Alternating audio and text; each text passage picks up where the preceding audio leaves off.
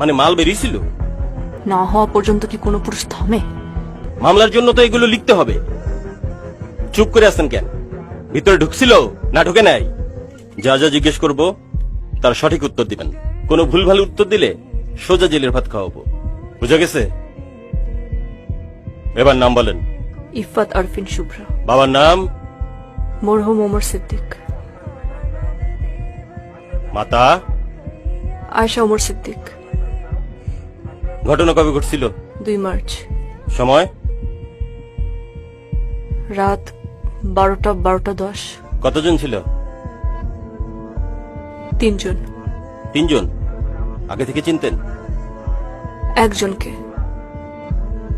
আমার বস নেওয়াজ বাসার। বিয়ে হয়েছে? না, লাস্ট পিরিয়ড কবে হয়েছে? 15-16 দিন আগে।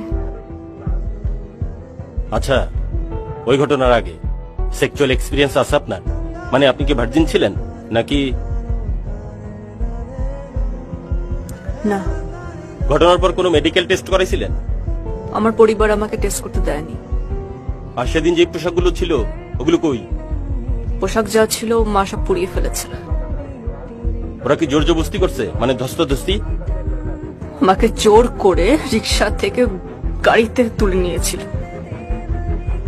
প্যানিস পেনিট্রেশন হয়েছিল, মানে বুঝছেন তো? কি কথা বল না কেন? মামলার জন্য তো এগুলো লিখতে হবে। চুপ করে আছেন কেন? ভিতরে ঢুকছিল না ঢুকে নাই? হ্যাঁ। সবার আগে কে গেছিল? নেওয়াজ বাসার, তারপর এক এক করে তার 2 বন্ধু। পজিশন?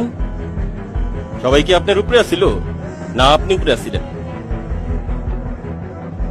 তারা আমার উপরে ছিল।